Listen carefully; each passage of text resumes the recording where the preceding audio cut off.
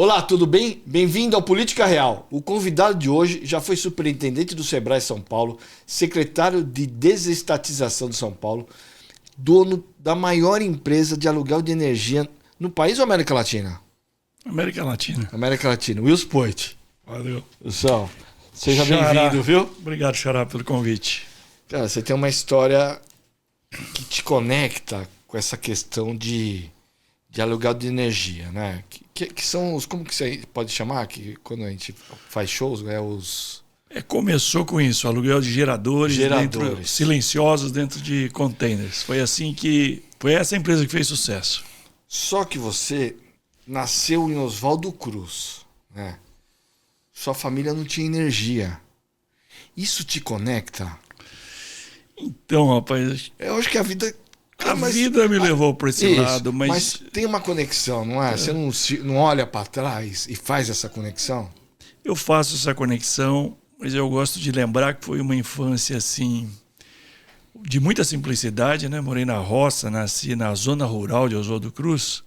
Oswaldo Cruz é a região perto de Presidente Prudente, pertinho de Tupã, depois de Marília, ali uma hora depois de Marília. Achei que era mais pro lado do Rio Meu Preto. pai e minha mãe eram agricultores, tocavam uma roça de café. E eu nasci numa casa de madeira e ali moramos até quando eu tinha mais ou menos entre 11 e 12 anos de idade.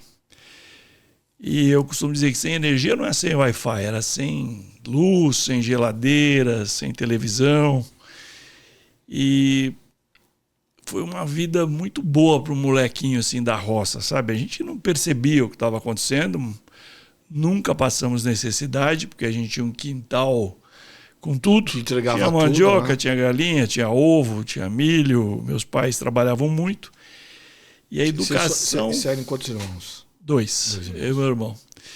Então nós éramos em 4 naquela casinha ali. E uma coisa muito rica que ficou, né? Porque eles deixaram...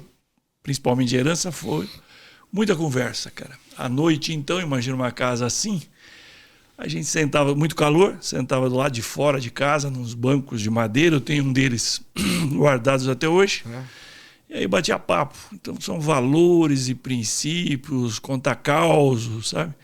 E escola também ia a pé, era a escola que tinha perto, era uma escola rural, caminhava uns 4 quilômetros, até o 4º ano primário eu fui nessa escola.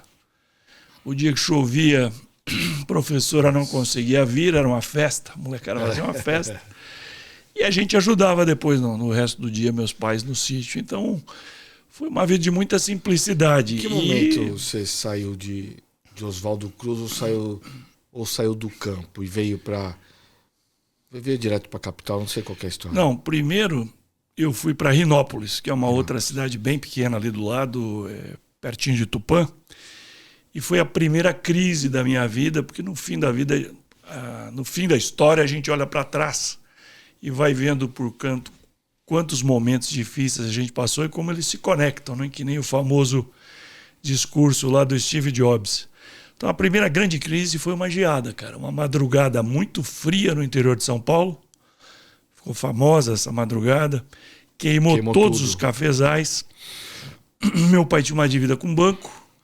Precisou vender o sítio de café para pagar essa dívida e a gente mudou para Rinópolis para começar do zero. E isso acabou sendo uma coisa legal. Meu pai, mais tarde, vendo o sucesso da Poit e tudo, ele sempre dizia: rapaz, você deu sorte, porque se a gente fica lá no sítio, meu plano para você era comprar uma égua para você ir para a cidade de Oswaldo Cruz fazer o ginásio, porque não tinha ônibus escolar. Estou falando de década de 60, quase anos 70. Como deu tudo errado, a gente mudou para Rinópolis e todo mundo virou empreendedor. Minha mãe, cabeleireira e costureira no fundo de casa, meu pai comerciante. E aí eu dei a grande sorte ao meu irmão, que eles nunca diziam: não dá para comprar essa bicicleta. Eles falavam: se vira, vai trabalhar. E a gente começou a trabalhar com 12, 13 anos.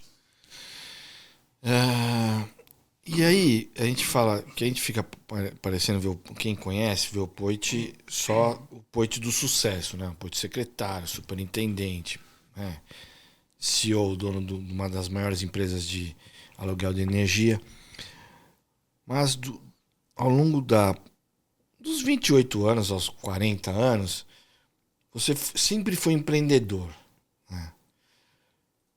Mas para chegar no sucesso empresarial que você teve muitos desafios, né? Quebrou bastante, né? Ou teve diversas tentativas e erros. Onde que você errou? Se você pudesse assim dar um conselho para quem quer começar a empreender, porque hoje a gente vive uma geração, principalmente os mais jovens, que não querem mais CLT, né? A maioria quer virar empreendedor, mas não sabe, quer virar, mas não sabe nem por onde começar. Qual conselho, sabe, para começar e com a sua experiência como errar menos? Ou não tem, ou não tem fórmula, é tentativa e erro mesmo? Olha, no meu caso foi muita tentativa e erro e perseverança. Mas assim, uma vontade danada de dar certo, até para não voltar para trás, porque eu saí de muita necessidade, sabe? Tive uma infância assim com falta de muita coisa. Como eu disse, nunca passamos fome, nada disso, mas você tinha vontade de ter muita coisa e tinha vontade de ter o negócio próprio. Isso foi uma coisa importantíssima e que eu falo muito hoje para os jovens, pude exercitar isso muito no Sebrae, que é a educação empreendedora para jovens, porque eu acho que hoje em dia, cada vez mais, com inteligência artificial, grandes empresas, os jovens têm que pensar em estudar e se formar para gerar emprego e não só procurar emprego. Isso é difícil. Quando eu converso com a meninada por aí... Mas a educação e a faculdade não leva esse caminho, leva? Não leva. A maioria das faculdades, e aí eu falo qualquer uma, tá? Pode se formar, qualquer coisa, precisa de educação empreendedora. Vou me colocar nessa idade, isso aí deve ser um pouco mais velho do que eu. Na nossa geração, a faculdade, e acho que ainda hoje, um pouco menos, mas ainda acho que é o principal, forma você para você ser um empregado, não um empreendedor. Tá mudando, sabe? A gente mudando. Conseguiu. Mas a minha geração é para ser empregado. A gente que é meio peitudo e é fazedor. Acertos Sim. e erros. No meu tempo, assim, o maior sucesso de alguém, e nada contra, eu respeito muitos que deram certo, era fazer um concurso, sabe? Era entrar num banco, num concurso qualquer. Mas hoje está mudando. E a gente conseguiu, inclusive, na escola pública do Estado de São Paulo, na educação básica, no colegial, aí, que hoje é o 2º grau, já tem muitas escolas que têm uma disciplina optativa, que a gente chama de Jovens Empreendedores Primeiros Passos, que eu acho super importante. Legal isso. O gostinho de ganhar dinheiro, de fazer alguma coisa, algum rolinho e tal, do jeito certo, certo. Nessa idade, porque entra no sangue e o cara fica com vontade de fazer negócios. E aí ele pode ser dentista, advogado, engenheiro, médico, qualquer coisa, cara de informática, mas tem que saber fazer negócios. E eu dou muita palestra em escolas, esse tipo de coisa, sempre tentando provocar a meninada a pensar em sair da escola com um plano de negócios, sempre está aumentando a quantidade de meninos que têm vontade de ter um negócio próprio. E aí, respondendo a primeira pergunta sua aí sobre o que a gente fala para esses jovens que estão procurando isso, eu costumo dar um conselho bem simples, eu falo de 3 coisas, sabe? Porque tem muita gente em dúvida, por onde eu começo, não sei o que abrir. Isso. Eu fui muita tentativa, mas hoje eu olhando para trás eu falo, cara, uma folha se devia escrever, uma folha em branco, né? Tentar, essa é a mais difícil, né? Quem você é, o que você tem vontade e tal. A segunda, no que você é bom. O que você gosta muito de fazer. Isso faz diferença? Faz diferença. Faz. Escolhe uma coisa que você gosta de fazer, porque assim, ninguém nasceu sem ganhar um presentinho de Deus, que é o seu ponto forte. Todo mundo é forte, é bom em alguma coisa.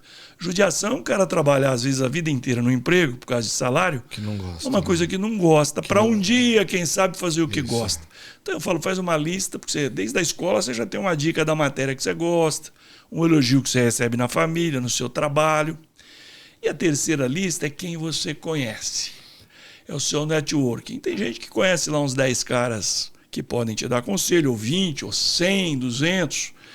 Então, assim, quem você é, no que você é bom e quem você conhece.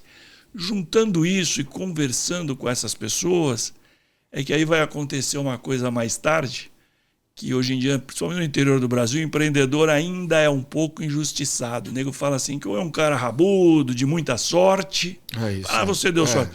Ou costuma-se falar, muitas vezes até nas novelas, tá fazendo coisa errada. Ih, esse cara aí tá ganhando dinheiro, tá fazendo algum rolinho. Eu dei sorte. Hoje eu acordei às 5 horas da manhã. Então, a sorte nunca me encontrou parado. Sempre me encontrou em movimento. E o que eu digo, tem uma definição boa de sorte na Endeavor, que é: sorte é quando a oportunidade encontra um cara com vontade, em movimento e preparado. O cara passa para todo mundo, mas são os caras que estão trancados no quarto, o outro está de cabeça baixa, você tem que estar atento. Existe idade para empreender? Você acha que um menino... Porque a pergunta... Você fundou a Poit Energia com 40 anos, correto? 40 anos. Se for olhar... Até lá tentei... Foi a 5ª tentativa. Então, porque 40 anos é uma idade... É jovem, mas já está mais maduro, correto? Sim. O Roberto Marinho começou com 60 anos. Sim. Correto. Existe uma idade? Não. Existe o seguinte, eu falo que a pior coisa que existe para um cara que tem vontade de empreender, eu conheço alguns executivos, a pior coisa que pode acontecer para um cara que quer empreender é um bom emprego. Quanto melhor, assim, dos 40 anos principalmente para frente... Um bom salário, arrisca menos. Um ótimo salário, a empresa já dá um carro, professora de inglês particular, viagem para o exterior.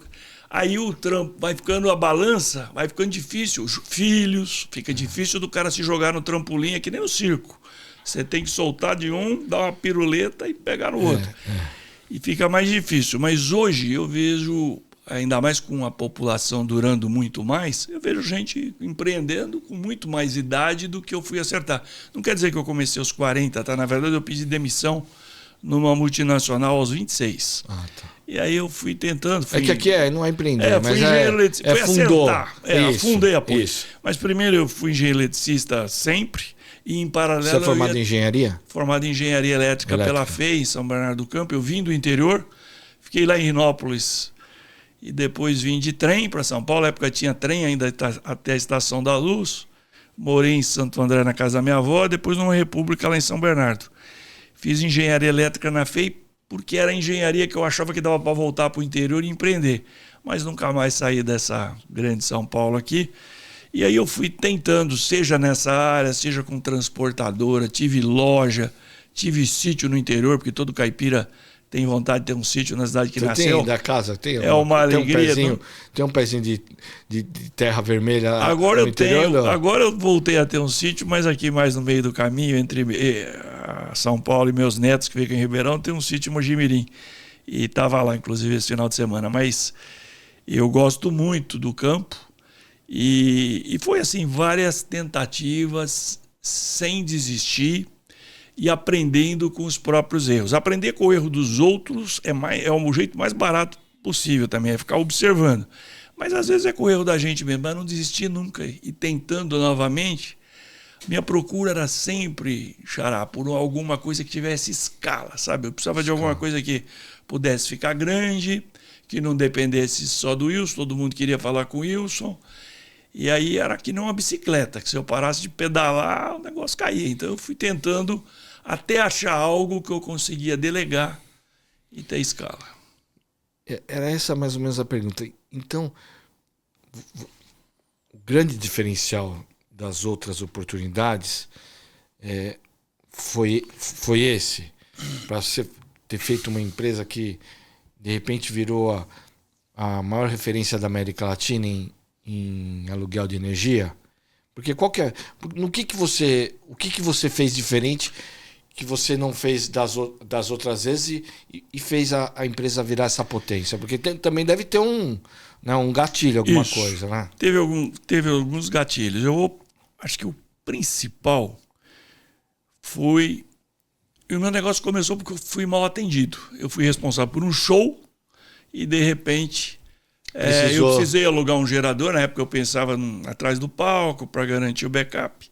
E veio um gerador sujo, barulhento, pingando diesel. Eu falei, puxa, eu faço isso melhor do que esse cara. Que nem quando você é mal atendido em algum restaurante, em algum lugar. Mas eu acho que o que fez diferença foi justamente a diferença, ser diferente dos concorrentes. A primeira coisa que eu diria que eu acho que a Poit fez sucesso foi ela se posicionar de uma maneira diferente. Se todo mundo só alugava, eu resolvi agregar valor à commodity. Eu resolvi, ao invés de me posicionar como uma locadora de geradores, a Poit logo eu comecei a me posicionar como um provedor de soluções temporárias elétricas completas. Então eu fazia o pacote completo, tudo que o cliente precisa. Ele precisava de energia. Então eu dava o gerador, eletricista, cabo, reabastecimento. Se precisa de mais gente, põe mais gente. Precisa trocar por um maior, eu troco. Você cuida do seu business. Isso que eu ia falar, eles cuidavam do business. E eu cuido de toda a parte elétrica do negócio. Esse foi um diferencial.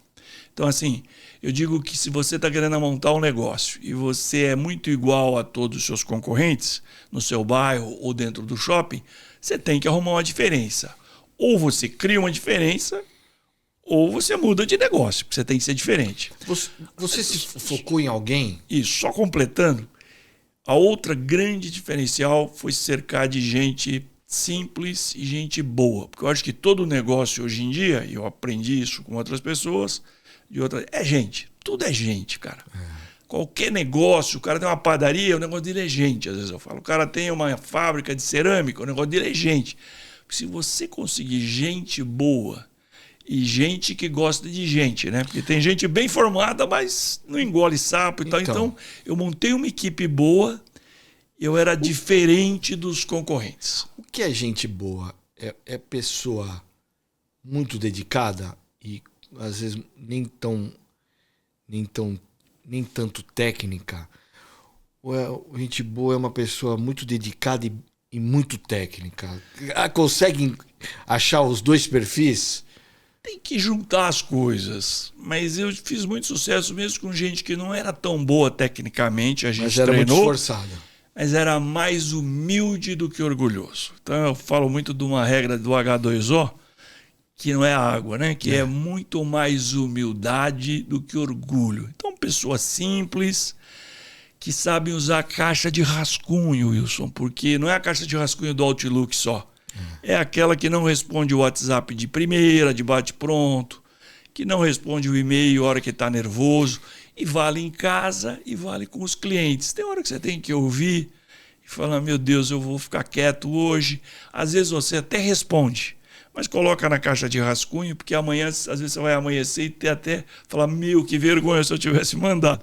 Quanto não aconteceu já com a gente? Putz. Aí você ou tá falando, eu tô lembrando as mensagens. Ou enxuga a mensagem, ou nem manda, ou encontra o cara e te pede desculpa. Isso vale até com os clientes. Porque às vezes eu entro em alguma loja aí, acho que acontece com você, eu quero comprar alguma coisa. Mas a pessoa às vezes não está afim, está no celular. Eu falo, meu, esse não é do departamento de vendas, é do departamento de proteção a vendas. Porque, pô, tô querendo fechar, e ele não deixa. Eu acho que procurar pessoas, então, mais humildes, que gostavam de gente, que sabe conversar, que engole sapo, mais calmas, e nunca falar não para o cliente. Uma das coisas que a Poit fazia era algumas coisas que assim ninguém queria fazer. Eu faço para você. Tem que pôr um gerador em cima de um prédio na Faria Lima ou em cima de uma montanha lá na Patagônia. A gente tem fotos lá, eu tenho no meu escritório, ou que a gente subia 3 horas com várias vacas puxando umas tábuas, um trenó improvisado com o gerador, ou levávamos de helicóptero. Cheguei a alugar helicópteros, aqueles grandões, soltando nas torres. E quanto mais difícil o lugar onde a gente colocava, mais difícil para o cara devolver depois, entendeu? Porque era um negócio temporário, mas que durava muito. Então, gente boa, humilde, né? Eu li um livro também uma vez, e com todo respeito, porque eu conheço muita gente que vem hoje em dia já com fartura, mas se dá bem, mas tem uma regra que falava da regra Pia, e eu nunca esqueci disso, que eram pobres, inteligentes e ambiciosos. Eu dei mais sorte, no meu caso, com gente dessa origem, que veio de baixo, que estava com muita vontade e que tratava bem as pessoas, que ajudava a ter os diferenciais. E depois fui me cercando de pessoas melhores do que eu, sem ter ciúme disso. Porque o empreendedor brasileiro, às vezes, ele tem ciúmes de contratar um cara muito bom. Ele até demite, ou no dia do bônus ou antes disso. Mas quando você contrata um cara melhor do que você em logística, melhor do que você em informática para editar as coisas, melhor do que você em manutenção, melhor do que você no financeiro, você é melhor ainda, porque você pôs esse time aqui, nem um time de futebol. Você escalou bem o time. E gente foi o grande diferencial da Poit. Você era centralizador? Era. No começo eu era muito centralizador.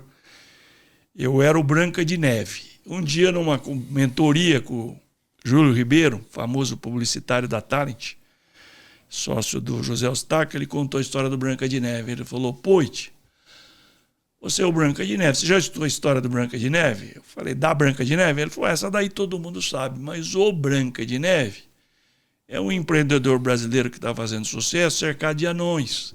Não de 7, às vezes é 50, 80, 200, 500. E ele quer ser o cara e ele volta de férias ou de feriado, cobre de porrada todo mundo, que errou, que sem eu aqui esse negócio não vai. E aí o pessoal fica com medo de ter iniciativa e tudo tem que ligar para ele. Ele vira o Branca de Neve, o cara. E normalmente os gerentes dele, os diretores também descem o cacete para baixo.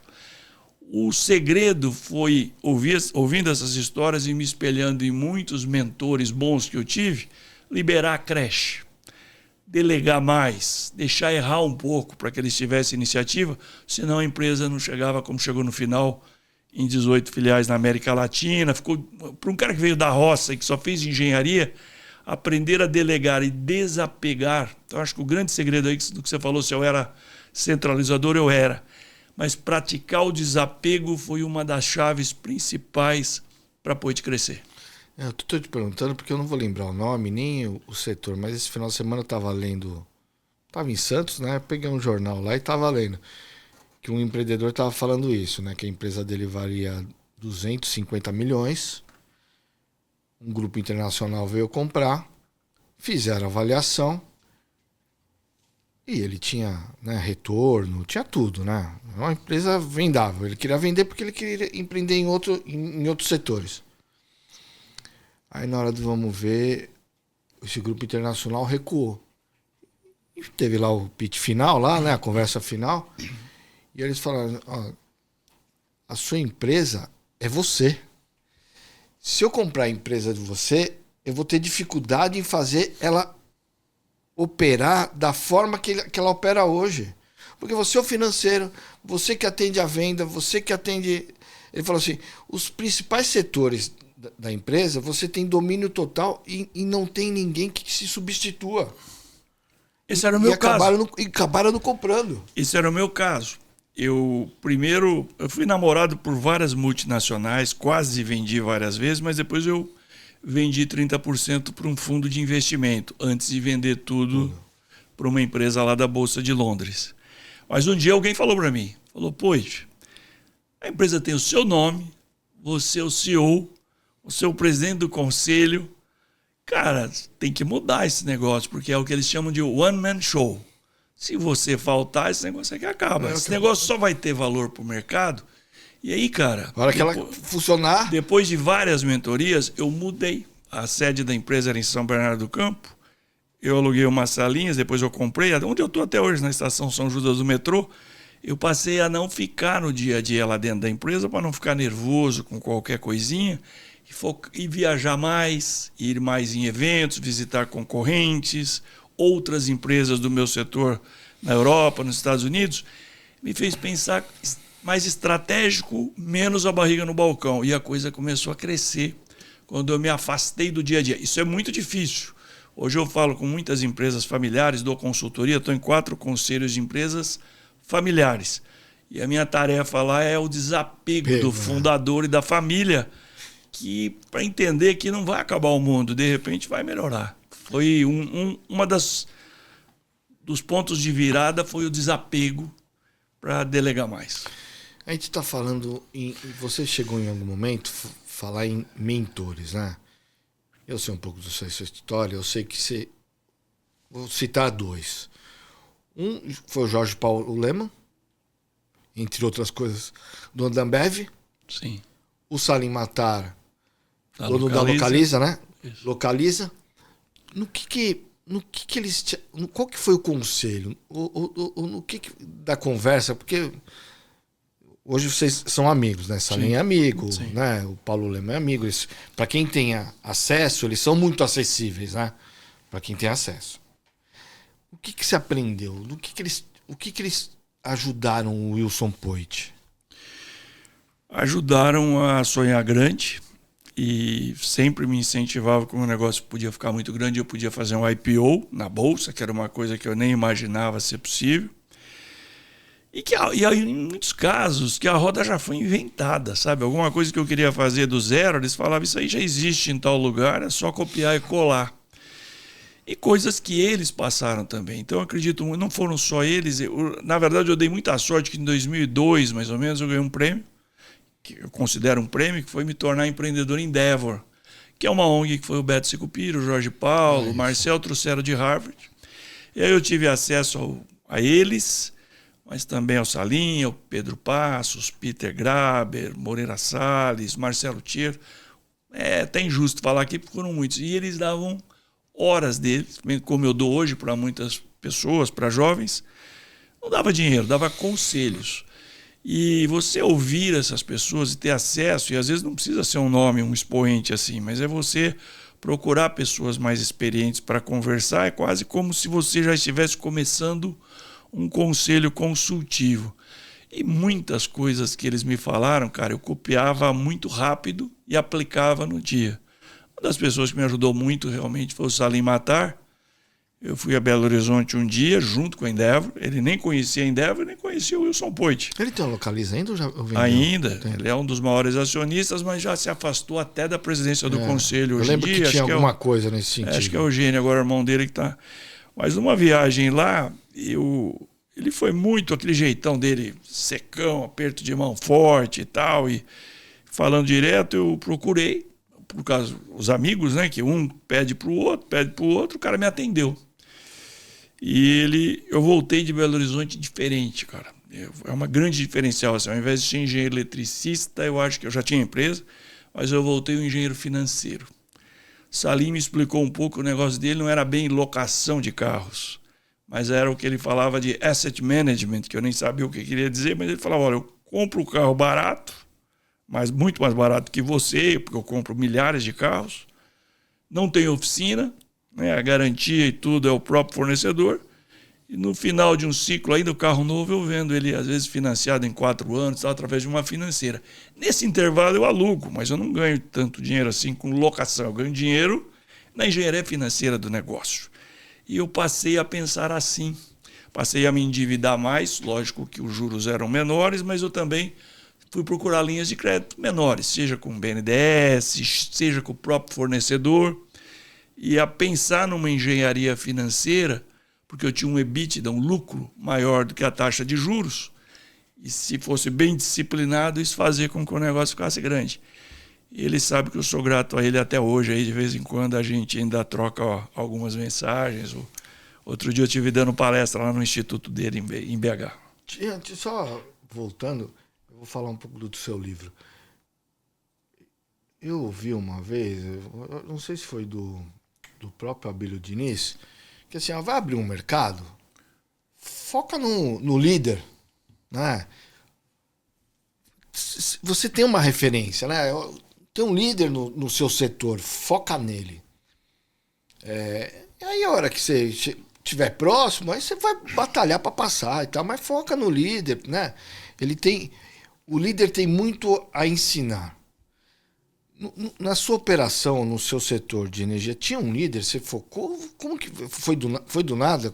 Do nada nunca foi, mas tinha alguém que você falava, olha, é que você falou assim, muitos só entregavam o gerador, né? Eu fiz um diferencial, fiz o kit completo, né? O cara da elétrica, sim, o material, combustível, gerador de combustível e tal. E depois tudo isso foi copiado. Hoje em dia todo mundo fornece tudo. Aí você virou o líder. Na época, de verdade mesmo, eu aprendi muito com os concorrentes. Não eram. Alguns concorrentes nem recebiam, mas eu gostava de visitá-los. E eles, até como eu era muito pequeno, eu era um engenheiro eletricista que tinha uma empresa de instalações elétricas, tinha comprado um caminhão, depois 2, depois tinha 5. Então era assim um cara. Então quando eu visitava, eles gostavam de conversar comigo, porque eu não era um concorrente que oferecia ameaça. Às vezes eles até me indicavam. finais de semana tinha muita festa, porque eu comecei com eventos, mas depois aluguei para mineração, para Petrobras, para telecomunicações, que foi um grande alavanca.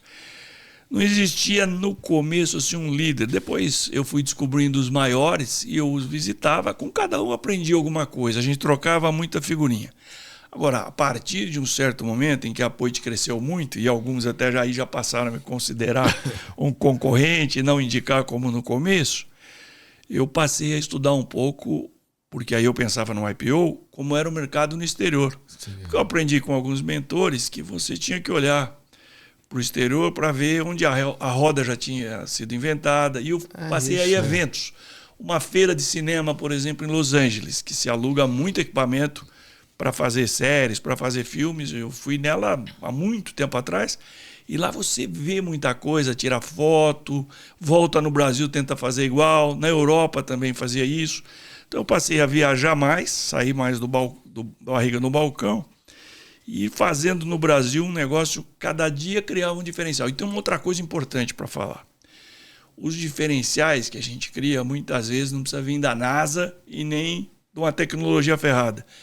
É o cliente que te fala.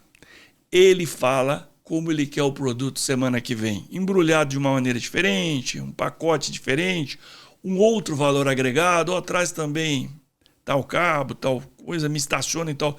Então, assim, conversar com o cliente e ouvir o cliente, a não demanda, só vender, a necessidade. Ele te conta. Então, assim, o contato pessoal, ouvir os seus clientes, eles dão dicas de como você tem que se inovar. Eles falam as dores, o que está faltando. E você vai agregando valor à commodity. Eu tinha um preço até maior depois do que a concorrência, mas eu tinha um pacote completo. E um dos grandes... Como se fala muito em inovação, costumam falar, às vezes a inovação você não precisa esperar uma tecnologia nova. O próprio cliente dá uma dica, pode ser um negócio simples que você tenha na feira, uma quitanda, fazer marmita em casa, mas ele, se você ligar e perguntar, ele te fala, semana que vem você me manda de tal jeito. Você vai mudando e vai melhorando o atendimento, ele vai te indicando outras pessoas. Você tem um livro que chama, corrija se eu falar o nome errado, O Não Você Já Tem, Então Vá à Luta. E você disse uma frase aqui que eu acho que resume um pouco o seu livro, que é a questão de assumir riscos, né? Que a hora que você entendeu isso, você começou a expandir. Quem não assume risco, quem quer empreender, vamos mudar a palavra, quem quer ser empreendedor e não quer assumir risco, está fadado a não vencer no mundo do empreendedorismo? Olha, riscos calculados, né? A partir de um certo momento você vai medindo as coisas, mas você precisa... Quem é muito... No interior fala assim, né? Roda presa, né? Quem é muito roda presa... Roda presa é muito inseguro, né? Tem gente que gosta da estabilidade. A estabilidade é um valor seguro para ele. Eu respeito e conheço amigos que fizeram carreiras e são grandes executivos, mas gostam de ter um salário lá, um bônus no final do ano. Mas o cara que é empreendedor, que não arrisca, que não pega empréstimo para crescer, ele está fadado a... Ele não cai do céu, né? Eu gosto de falar, viu, que a diferença entre o louco e o empreendedor é que o empreendedor convence os outros da sua loucura. O cara convence as pessoas... Você conhece, e eu conheço na família, nos vizinhos, né, nos amigos, algum cara que é sempre assim, pô, esse cara é meio doido, está sempre inventando um negócio, pula para cá, pula para lá, mas nunca termina nada. E o outro, às vezes, um pouquinho mais de insistência, ele vira um empreendedor, dá certo o negócio, porque ele insistiu um pouco mais, ele convenceu os outros. Então, eu acho que o cara tem que treinar, comunicar bem, tem que ser comunicação é super importante, como ele vai explicar o que ele faz, em poucas palavras, porque hoje em dia a atenção está muito disputada pelas mídias, por tudo. Então tem que ter um pitch pronto, de você explicar para qualquer um qual que é a sua novidade em 2 minutos. Para ganhar atenção, não dá tempo do cara olhar para o celular. Se ele quiser, aí ele começa a fazer pergunta, aí você fica com ele 1 hora, um dia inteiro às vezes, porque ele fica interessado em você. Mas tem que assumir um pouco de risco. E o nome do meu livro é justamente porque eu vim da roça, sempre falei meio caipira, até hoje falo meio erro muita coisa, mas eu na faculdade tinha muito preconceito, muita coisa assim. Antigamente tinha bullying, não, né? Era tudo. Era tudo. Hoje, tô passando bullying, filho. Vai estudar na minha época lá. Passava, chegava. Na minha época de. Os meninos de Nike e eu de Quixute. Minha época de ensino básico, chegasse em casa e contasse alguma coisa, ainda apanhava. Apanhava, Se resolvia. Você sabe que uma vez eu cheguei em casa, briguei na rua, eu cheguei em casa chorando, meu pai mandou eu voltar. Vai lá, resolve o seu problema. Ele fez isso, Poit. Fazia muito isso. Falecido, né? Agora, mas ele fez isso. Meu pai também é alemãozão, assim, filho de alemães, régua alta e tal. Mas olha, eu falo que se eu não, você já tem então vá à luta, que é mais ou menos como perder a vergonha, sabe? Se alguém te falar assim, ó, lá não adianta ir, não adianta ligar para ele, aquele cara é chato, já compra do outro, ele não tem que marcar a hora, ele é muito. Eu falo, então vamos lá. Não, mas você não está entendendo, eu falando que não. Cara, se eu não, eu já tenho. Vamos arriscar. Às vezes eu estou no aeroporto, às vezes eu estou num restaurante. Isso aconteceu já muito comigo, acontece até hoje. Eu vejo alguém na outra mesa e falo, puxa, aquele ali é o diretor de tal empresa, aquele ali é o Wilson Pedroso. Eu vou dar um cartão para ele ali, eu vou chegar no cara. Às vezes você fica eu ficava nessa vai, não vai, e o cara vai embora, você se sente uma barata, rapaz. Você fala, puta, podia perder a oportunidade. E ninguém te atende mal, você sabe disso. Todo mundo, no mínimo, fala, me dá eu, depois um cara lá vai... Fica mais fácil para você ligar lá na empresa, encontrei com fulano aí, ele me disse para falar com você e tal. Então, a partir do momento em que eu perdi essa vergonha, depois que eu saí da faculdade, estava nos primeiros estágios, que eu comecei a ser um cara um pouco mais atrevido, para chegar nas pessoas e pedir, cara.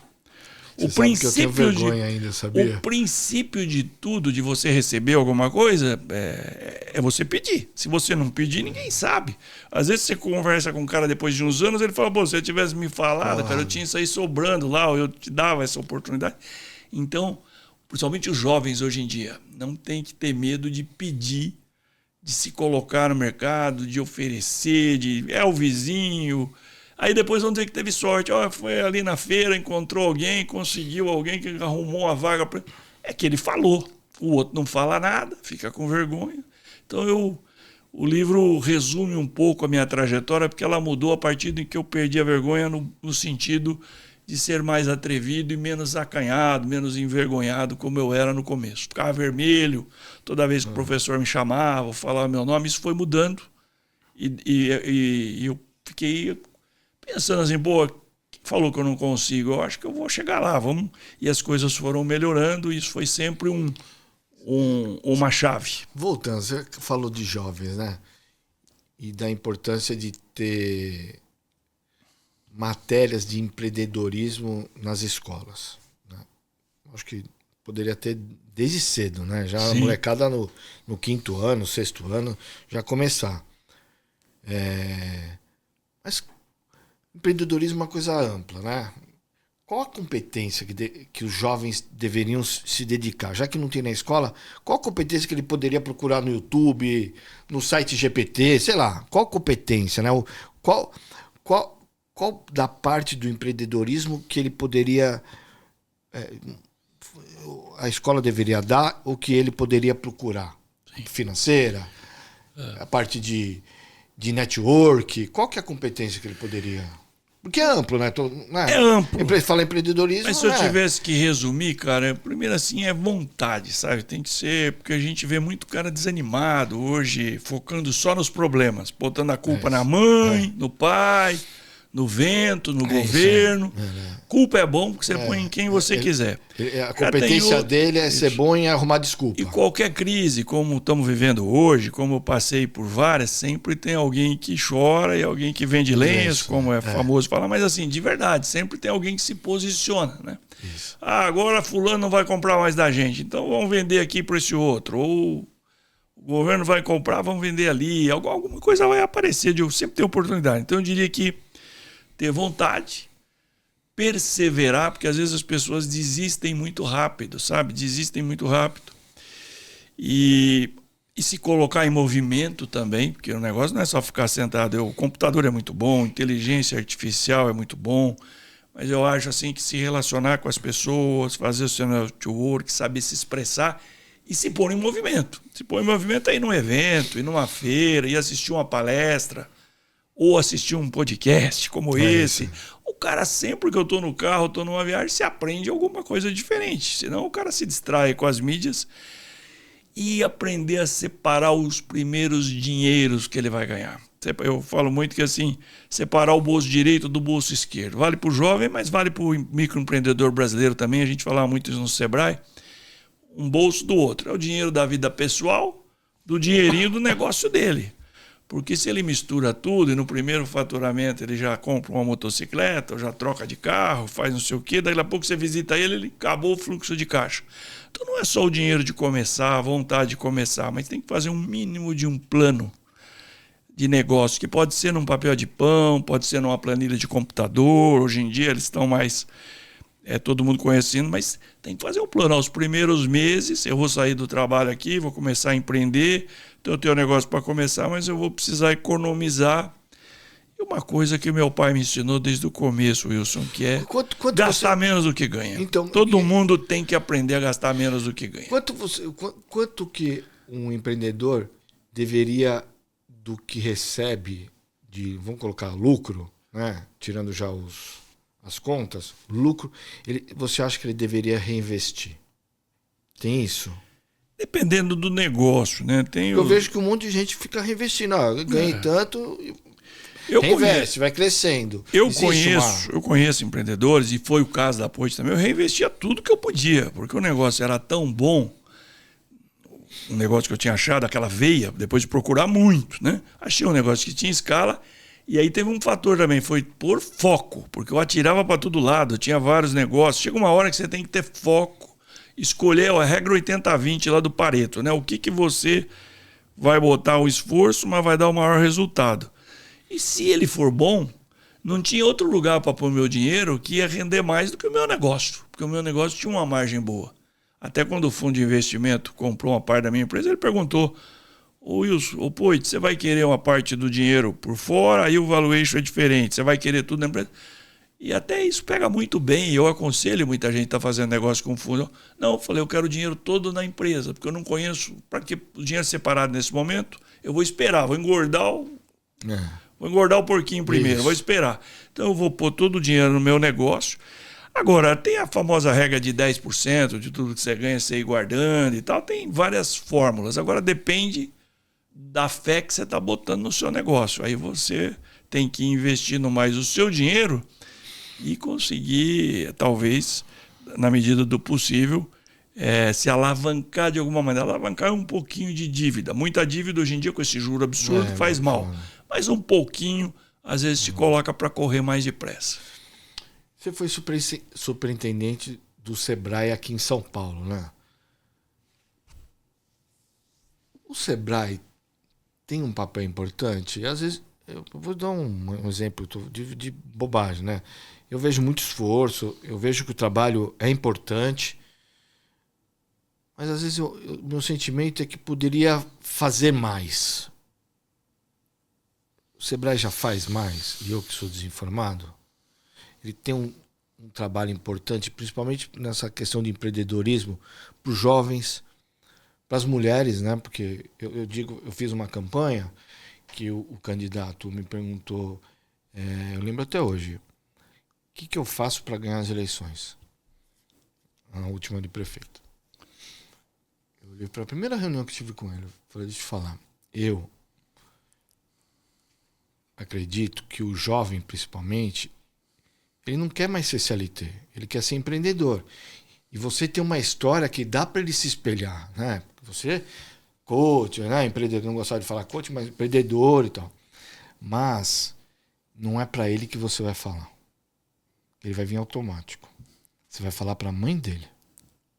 Que a mãe dele também é empreendedora. Ela não quer mais depender do marido. Por isso que ela faz bolo, faz feijoada no final de semana, costura para fora. Você vai falar para ela, porque ela também vai perceber, quando você falar com ela, ela vai perceber que você vai pegar o filho dela pela mão e vai mudar a vida dele. Ele me ouviu pouco ao longo da campanha, mas isso ele ouviu e fez na risca. A gente entrava em tudo quanto é lugar, aquela molecada, As mulheres saíam de dentro de casa para abraçar, convidadas para comer feijoada. E foi assim que a campanha dele decolou. Lógico que ele tinha muita rede e tal, mas a história de emprego, ele usou isso, né? Prosperidade, empreendedorismo. Foi da minha primeira conversa com ele. Wilson, o Sebrae é muito bom, cara. Você sabe que eu fui, depois que eu vendi a empresa, né? Essa empresa minha fez muito sucesso. Eu vendi em 2012, uma empresa lá em Londres. E um ano depois, alguém me indicou para a Prefeitura de São Paulo. Eu fui secretário de 3 prefeitos, né? Do Haddad, do Dória e do Bruno vou falar, Covas. próxima. E aí trabalhei no Sebrae. Mas o Sebrae, talvez, além do mandato meu com os prefeitos, que foi sempre focado em PPP, em desestatização, que fez muito sucesso, o Sebrae foi ótimo, cara. Peguei o Sebrae durante a pandemia, uma equipe maravilhosa, a gente ajudou muita gente. O Sebrae, os cursos são de graça, a gente dá dicas, tem gente que consegue usar muito bem, até porque pouca gente sabe que tem quase 200 cursos gratuitos no site do Sebrae. Mas você falou tudo aí, cara. A gente focou muito nas mulheres, sabe? Que as mulheres... Uma mulher dona de casa, que se torna empreendedora, que aprende a cuidar do dinheiro, ela acerta até a vida do marido, que às vezes mistura todo o dinheiro lá na gaveta do negócio dele. E eu sou filho de uma empreendedora. Sou filho da dona Terezinha de Jesus, que está com 89 anos, fez agora, está com Alzheimer. Mora onde? Mora aqui em São Paulo. Minha mãe está com Alzheimer. Está perto de mim aqui, mas tem dia que ela não lembra direito. Minha mãe também. Mas eu conto toda semana para minha mãe o quanto eu sou grato a ela. Porque eu só vim para São Paulo, saí lá do interior por causa dela. Meu pai queria que eu ficasse no comércio dele lá, ajudasse, aquele jeitão mais do interior. E a minha mãe, cabeleireira e costureira no fundo de casa, dona Terezinha, juntou um dinheirinho. Teimou com meu pai, porque eu era bom na escola, eu ia bem em matemática, essas coisas. Me pôs num trem que deu 12 horas de Parapão, estação lá perto. Trem que vinha de Panorama para Luz. Imagina uma mulher com 3º ano primário, chega aqui na Estação da Luz, foi até a casa dos nossos parentes em Santo André, no Parque Novo Oratório, e depois num cursinho pediu uma bolsa de estudo, conseguiu um desconto para mim. Então eu devo muito a ela, eu falo isso sempre a ela, ela chora, às vezes ela fala, mas é verdade, filho, tudo isso porque ela não lembra, e eu choro junto com ela. Então eu sou filho de uma mulher... Às vezes alguma coisinha, cara. Esses dias eu tive lá ainda... Minha mãe não lembra o momento. Uma coisinha do passado. Ela lembra. Como ela era cabeleireira e muito econômica, cara. Nossa casa sempre isso aí, eles me ensinaram muito. Às vezes ela passa a mão na minha cabeça agora, toda vez que eu vou lá, fala, mas por que você raspou a cabeça? Ela tá inconformada, né? Eu raspei a cabeça em 2020, época da pandemia, comprei uma maquininha, tava com pouco cabelo e nunca mais fui no barbeiro. Aí a linguagem que ela entende, eu falo assim, mãe, é que você cortava meu cabelo quando eu era moleque, até os 15 anos. E agora eu mesmo estou cortando para economizar. Aí ela dá risada. Aí ela entende o negócio. Mas tem dia que ela me chama pelo nome e toda vez que eu falo, benção, mãe, ela fala, Deus te abençoe, meu filho. Porque isso era obrigatório na hora de dormir lá no sítio, na cidade. Então você tem toda a razão. A gente vê muitos lares e o Sebrae foca muito nisso hoje em dia. Mulheres vítimas de violência doméstica, ex-presidiárias, problemas de gênero, uma série de coisas que não arrumam emprego e a gente, quando ela tem uma rendinha, ela se torna mais independente. E os filhos vê uma mãe empreendendo, se virando, desde seja fazer bolo para vender, artesanato, algumas são, eu estou hoje cuidando de alguns negócios lá na Amazônia, de bioeconomia, a mulherada raçuda, trabalha de guia no meio do mato, colhe semente para fazer biojoias, as outras colhem lá umas folhas que é um medicamento, vai pegar óleo não sei do que. Então, assim, eu vejo a mulherada muito empreendedora e toda mãe empreendedora forma filhos independentes, impulsiona na família. Ele vê o exemplo dentro de casa. Você foi secretário, falou, uma das pastas que você é secretário aqui no município foi Secretaria de Desestatização, que foi responsável. Privatização ou concessão, AMB? O AMB é concessão, Ibirapuera é concessão, Pacaembu. Pacaembu. Tinham outros parques. Por que Nós focamos... foi o seguinte, porque no governo Haddad, eu trabalhei como secretário dele, mas lá eu era secretário de turismo e das negócios, mas nós começamos, junto com outros secretários, a PPP da iluminação pública, que é uma parceria público-privada, que hoje acabou dando certo, demora, precisa de continuidade, mas hoje muitos municípios do Brasil estão fazendo, trocando por LED e tal, pagando com a economia. Aí o Dória, quando ganhou a eleição, eu soube até pelo Roda Viva. O primeiro Roda Viva que ele foi, ainda não tinha assumido, falaram, mas você tá aí falando mal do Haddad, não sei o quê, não tem nada bom lá. Aí ele, foi a primeira vez que ele falou, olha, teve um cara lá que falou de vender o Anhembi, de fazer uma concessão e tal, o Poit. Foi ali que ele falou no Roda Viva. Aí depois ele me ligou e me convidou para ser secretário de Desestatização e Parcerias, que eu acho que foi um super mandato, teve continuidade até hoje, né? Depois com o Bruno, agora com o prefeito Ricardo Nunes. Isso é tudo na política, você sabe disso. Mas a gente listou 55 coisas, projetos que a cidade tinha que não era o foco, porque o município ou o estado, o governo de uma maneira geral, ele não tem nada, ele não faz dinheiro.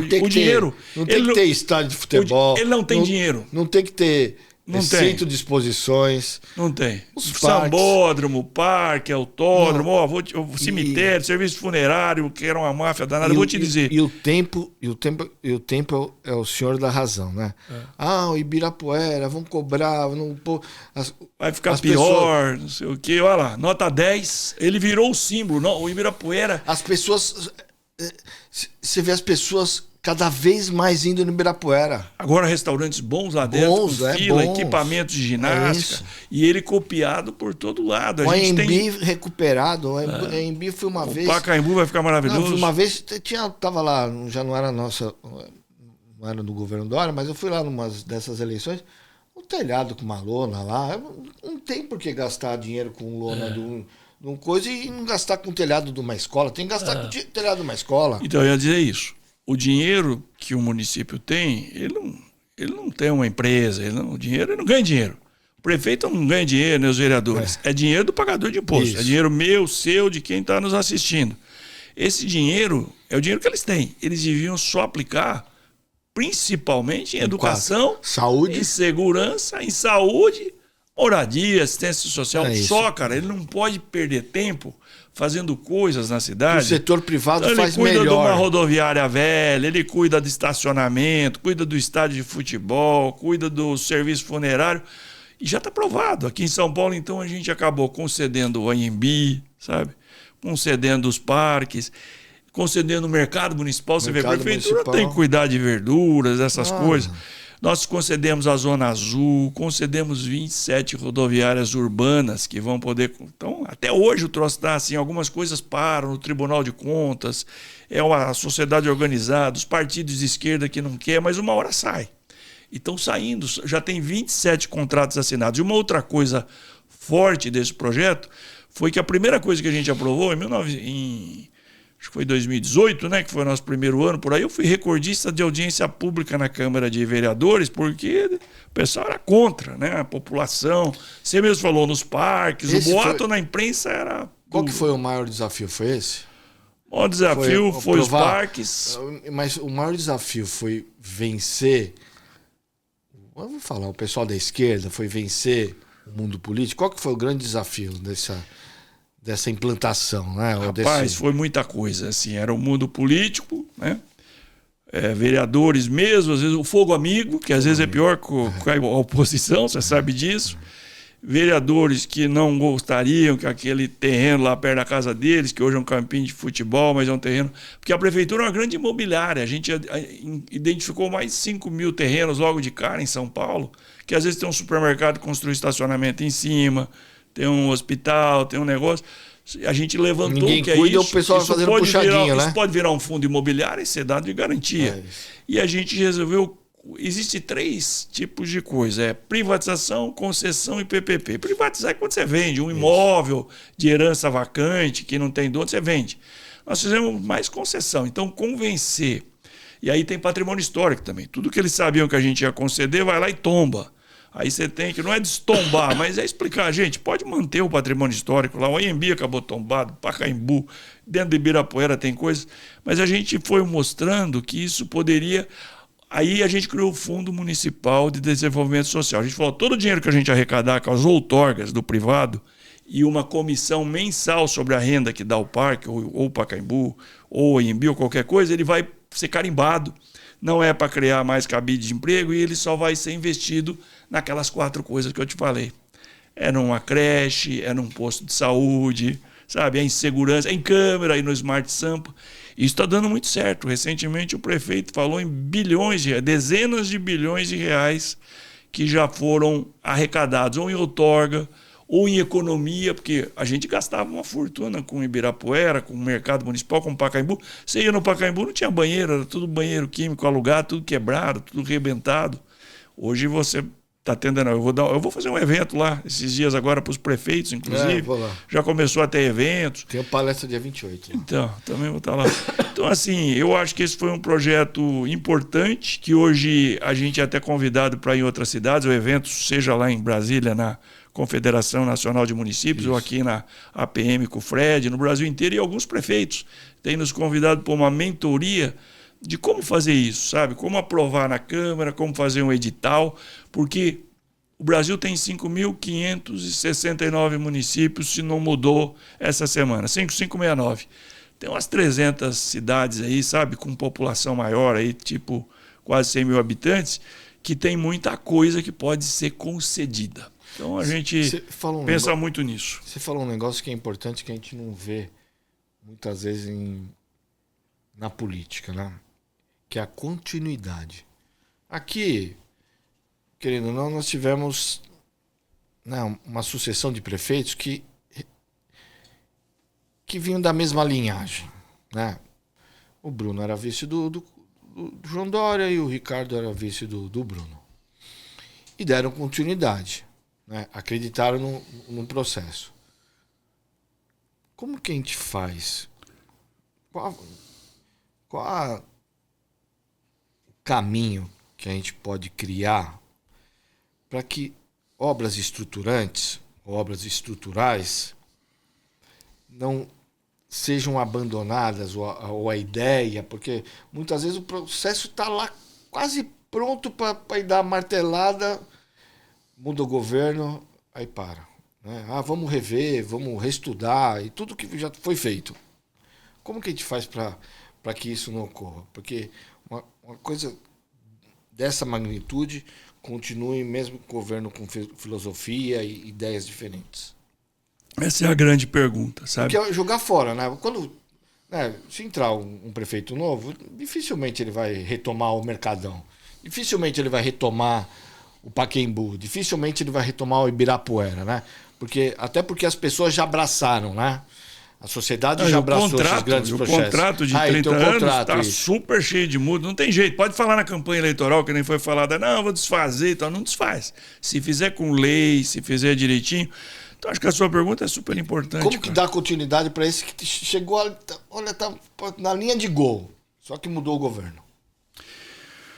Questão quase que de educação empreendedora de prefeitos, sabe? Eu acho assim que precisava mais, precisa de continuidade. A gente deu sorte aqui em São Paulo nesse projeto, mas você vê em muitos municípios, o mesmo aqui, em outros projetos, em que mesmo uma coisa boa é parada porque foi o outro que começou. Aí muda de nome e tal. Eu que fui secretário de 3 prefeitos diferentes, mas que tiveram alguma continuidade, como você falou, e principalmente os últimos 2, eu vi vários projetos sendo repetidos, só muda o nome, né? Muda o jeitinho de fazer, mas precisa fazer. E vi até, às vezes, inaugurar a mesma coisa de novo. Mas eu acho que isso é super importante, cara. E eu penso muito, do mesmo jeito que nós falamos de educação empreendedora de jovens, a gente precisava formar melhor os candidatos e aqueles que ganham a eleição. Numa empresa, qualquer empresa que você entra, quando você é admitido, tem um período de integração em que você é treinado, sabe? Você é preparado. E às vezes ganha a eleição no interior do Brasil, sabe? Alguém que às vezes é um comerciante, às vezes é o dono do açougue, sem preconceito nenhum. Mas o cara ganhou, a população escolheu, só que o cara que sai não deixa nada para ele, não explica nada. Ele leva um ano para descobrir onde é o banheiro, como é que faz, como é que vem em São Paulo pedir alguma coisa, né? Como é que se comporta com a Câmara. Eu fiquei muito feliz esse ano de ter sido convidado aí pelo professor Fernando Schuller em alguns treinamentos, sabe? De prefeitos, de novos prefeitos, novos políticos. Precisava ter uma certa educação de como que faz as coisas, como é que funciona a máquina, porque às vezes ele demora um tempão. Se ele levar um ano para aprender, daí no outro ano já é ano de eleição, porque esse negócio de eleição atrapalha tudo. Eu acho que com a governança bem feita e leis tem que ser aprovadas. Esse negócio de concessão, principalmente, de desestatização, tem que fazer como foi feito aqui. Pode falar o que for na campanha que vai desfazer, não desfaz, entendeu? A multa é altíssima. Foi aprovado na Câmara, foi feita audiência pública, a população já abraçou. Não tem jeito de desfazer aquilo, de parar, porque o projeto é bom, sabe? Porque o governo tem que realmente focar naquilo que realmente importa para a população. E uma coisa interessante aí do meu tempo aqui de começar essa lei, começar a aprovar as leis, né? São Paulo tem 55 vereadores. Eu tive a experiência de chamar um por um numa sala que eu tinha lá, e eu me preparava, estudava para a prova antes de chamar. Então eu chamava o cara, às vezes do partido da oposição, completamente lá de esquerda, mas eu sabia, falava: ô, seu João, eu sei que o senhor é lá do bairro X, o senhor teve 32 mil votos, lá está faltando 3 creches, está faltando 2 postos de saúde, precisa terminar aquele hospital. O que o senhor prefere? Que a gente faça isso, ou que eu faça mais uma reforma no Sambódromo, ou lá no Interlagos, que os seus eleitores só vão montar arquibancada, no dia da corrida nem consegue entrar? Todos topam. Quando você fica sozinho com o cara, esse negócio de desestatizar o que não importa, para focar no que mais o eleitor dele está precisando, todos concordavam, cara. Até o cara lá do PSOL, do PT. No dia, às vezes lá na Câmara, ele vinha no meu ouvido, todos ficavam amigos, falavam: secretário, desculpa aí, hein? Mas meu partido acabou de fechar a questão, nós vamos votar contra, seu projeto é bom. Mas a gente deu sorte, acabou tendo lá os 38 votos, 39, 40, 40 e poucos, aprovamos a maioria deles. Os prefeitos deram continuidade, dos 55 que a gente falava, tem 27 assinados. Então, e o secretário que veio no meu lugar, sabe, foram secretários bons, o secretário que está hoje, que é até acho que o ex-prefeito de Jundiaí, né, o Luiz Fernando, gente aqui muito boa. Então, assim, eles estão dando continuidade, o prefeito Ricardo Nunes, o Bruno. Isso é muito importante, sabe? Porque ainda tem projetos que foram aprovados naquela época pela gente, só que parou. Parou no Ministério Público, parou no Tribunal de Contas, parou no Patrimônio Histórico, parou, volta para trás aqui, vai ali. Só que com paciência, com jeito, isso é o que precisa ser feito. Eu acho que São Paulo está dando um grande exemplo para outras cidades focarem no que realmente importa. E para encerrar, 2 perguntas. A primeira: Mosquinha Azul não picou? Nunca picou? Nunca pensou em ser candidato a deputado, prefeito, governador? E para encerrar, qual o legado que o Wilson Poit quer deixar para a próxima geração de empreendedores? Olha, sobre a política, passou algumas vezes pela cabeça, recebi convites, acabei me filiando, Partido Novo lá atrás, acabou meu filho mais velho, eu tenho 4 filhos, 2 homens e 2 mulheres. O Vinícius virou deputado federal e foi um bom deputado aí, foi líder da bancada paulista, super jovem e tal. Inteligente pra E aí, e segue aí, virou um comunicador, hoje é um empresário muito bom, tá na área financeira. Mas eu nunca fui candidato, passou sim algumas vezes. Minha esposa começou a achar que eu era político. Eu acho que você sempre foi político. Você está gostando desse negócio, porque terceira prefeito, você continua lá, depois no Sebrae, que de alguma maneira é também um bicho político, é escolhido pelo governador, né? Mas eu acho que é como assim, eu tive um ciclo de vida no setor privado que deu certo. Fiquei 9 anos na política. Eu acho que todo mundo no Brasil deveria pensar em ir um pouco lá, como nós já fomos. É que nem na reunião de condomínio. Então não picou a mosquinha azul. Mas assim, eu fui na reunião de condomínio. Porque eu conheço muita gente que só mete o pau em todo mundo, vê televisão, vê o jornal, fala que ninguém presta, todo mundo ladrão, mas vai lá para ver o quanto é difícil fazer alguma coisa. E o preço que nós vamos pagar por nunca se interessar pela política é sermos governados pelos que se interessam e que nem sempre são os bons. Então eu acho que precisava ir mais jovens, precisava ir mais empresários na hora que eu fui, depois que eu já tinha feito a minha independência financeira. É como se eu fui na reunião de condomínio. Eu conheço gente aí que mora num prédio aí, nunca foi na reunião de condomínio, só no dia do sorteio de garagem e olha lá. E briga com o síndico, briga com todo mundo. Nós fomos na reunião de condomínio, vi como é que é. cara, precisa ter o couro muito grosso, cara, para ver seu nome no jornal, sabe? Você sabe até quem plantou, às vezes é fogo amigo, não é? Então, assim, eu acho que dei a minha contribuição e gostaria, e falo em todas as minhas palestras, vocês todos deveriam pensar em um pouquinho, não precisa fazer carreira. O cara não precisa ficar a vida inteira na política, ele pode ir lá, que nem você sabe, antigamente era servir o governo, servir o exército. Vai fazer um estágio, vai lá fazer um estágio. E tem jovens, a felicidade é que começam mais jovens, às vezes empresas de consultoria, como a McKinsey, como o Falcone, o que colocam jovens lá para ajudar a gente. E por último, você perguntou? O que você gostaria de deixar de legado de empreendedorismo para as próximas gerações? Cara, eu não agradeço demais o convite de vir aqui, né? Não rejeito nenhum convite para esse tipo de coisa, palestras em todo o Brasil, já dei palestras até em outros lugares, em escolas e tal. Eu gostaria de deixar, assim, a esperança para os jovens e para os pais desses jovens que estão tão preocupados com eles, hoje estão trancados num quarto, às vezes vão até criar lá um aplicativo, mas tem muita gente em depressão.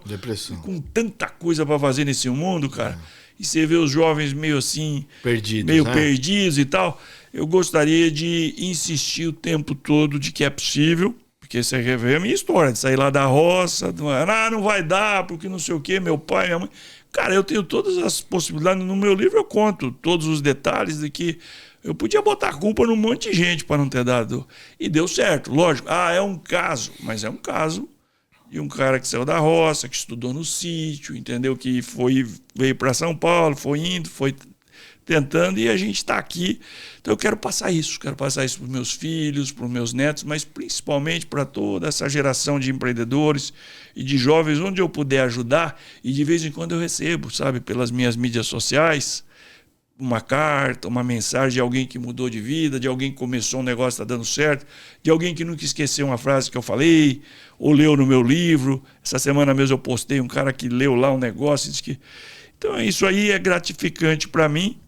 Eu quero compartilhar. Eu acho que essa última fase agora da minha vida, eu estou com 66 anos, estou bem de saúde, vou, se Deus quiser, longe ainda, mas é como um pregador, assim, sabe? Vou compartilhar. Eu continuo empreendedor, voltei a investir em bioeconomia, em energia renovável, sou investidor de algumas empresas, mas o que eu gosto mesmo de fazer, o que nós estamos fazendo aqui, é inspirar outras pessoas, dizer que é possível e que a gente não pode desistir do Brasil, e principalmente toda essa juventude aí que não pode ficar trancada em casa. Por isso que eu falo que a sorte sempre me achou em movimento. Então, se o não já está garantido, perca a vergonha. Eu gosto de falar que é melhor aproximadamente já do que exatamente nunca. Tem uns caras que falam, não, o dia que acontecer isso, o dia que acontecer aquilo, aí eu vou fazer. Não, cara, já começa. Eu já me jogo. E se arruma no caminho. Durante a viagem você vai acertando o que falta. Eu já fiz, acho, 110 entrevistas, 100 e poucas entrevistas aqui. Quando fui fazer, as pessoas falam, não vai dar certo, volta para de onde você veio. Então, eu falei assim, eu tô criando um novo caminho, uma nova história. Eu vou me jogar, vai dar certo, porque é eu que tô fazendo. Eu acredito no que eu faço. Aqui, ó. 110. Cara, se uma pessoa, se duas, se 10 escutarem o que a gente falou aqui hoje e uma parte dos seus podcasts, e no dia seguinte ele aplicar e der certo, alguma coisa tá tudo resolvido, tudo cara. Wilson, obrigado por ter aceito o convite, cara. Foi uma aula, adoro você. Sei que você foi um baita secretário, principalmente. O Sebrae, você foi um grande presidente do Sebrae, mas secretário eu tenho certeza, porque eu estava lá. Eu sei o quanto você se esforçou, o quanto você mudou a história dessa cidade, fazendo concessões de espaços públicos que hoje, graças ao seu trabalho, estão muito melhores. Obrigado. Vai no Ibirapuera. Ibirapuera tinha problema no lago, tinha problema na pista de caminhada. Papel no banheiro. As quadras não eram bem cuidadas, porque o poder público tinha dificuldade, tinha que investir em educação e deixava o parque muitas vezes à mercê. O próprio AMB, né, perdendo espaço para aquele... Sim, pro Expo, que já era concedido, o AMB cheio de goteira. E para imigrantes, né, tava perdendo as grandes feiras... Porque não tinha dinheiro, né? Aquilo, por mais que a gente tivesse gestão eficiente, não era o business, né? Não era o business. Então eu quero registrar Muito obrigado pelo todo o seu esforço, pela sua cidade. Parabéns para você também, aprendi muito com você. A gente fez junto lá na prefeitura. É isso aí. Obrigado, viu? Um abração. Obrigado para você que nos acompanhou nesse novo episódio com ele que é empreendedor, ex-secretário, presidente do Sebrae, Wilson Poit. E não se esqueça, nos siga nas redes sociais. Valeu!